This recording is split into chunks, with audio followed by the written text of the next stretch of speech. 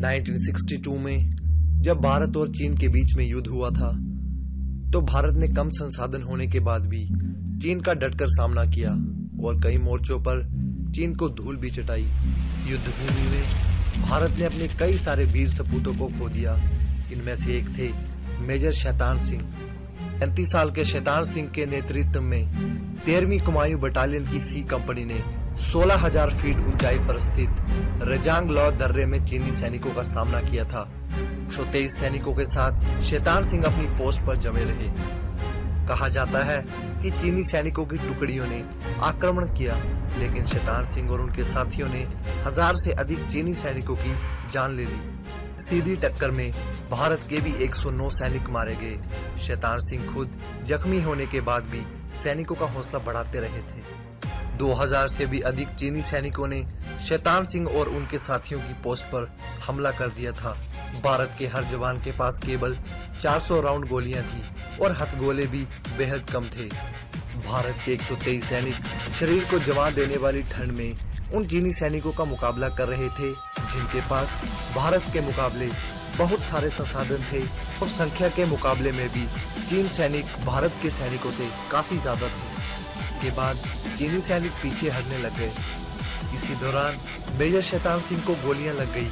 उनके साथी हवलदार ने उनसे कहा कि वो नीचे चले ताकि उनका इलाज जल्द से जल्द शुरू किया जा सके, लेकिन शैतान सिंह ने इलाज की बजाय अपने फर्ज को जरूरी समझा और सैनिकों का हौसला बढ़ाते रहे। एक के बाद एक सैनिक शहीद हो रहे थे।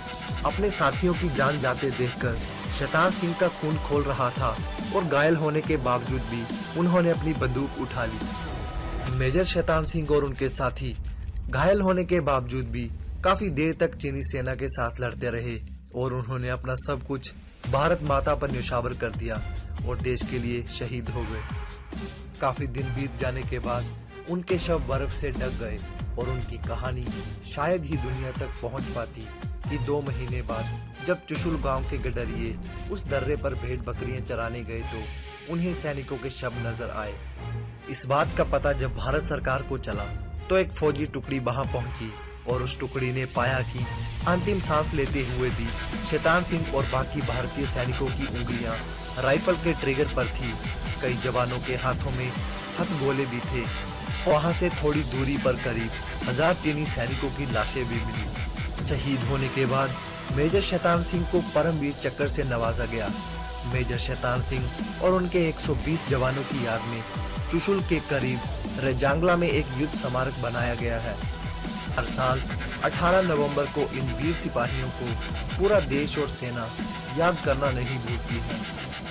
इसके अलावा ऐ मेरे वतन के लोगों को लिखने वाले प्रदीप की प्रेरणा भी मेजर शैतान सिंह और उनके बहादुर साथी ही थे। वैसे तो हम हर साल अपने वीर सिपाहियों को याद करते हैं, लेकिन आज की पीढ़ी को शायद ही मेजर शैतान सिंह और उनके साथियों के बारे में पता होगा।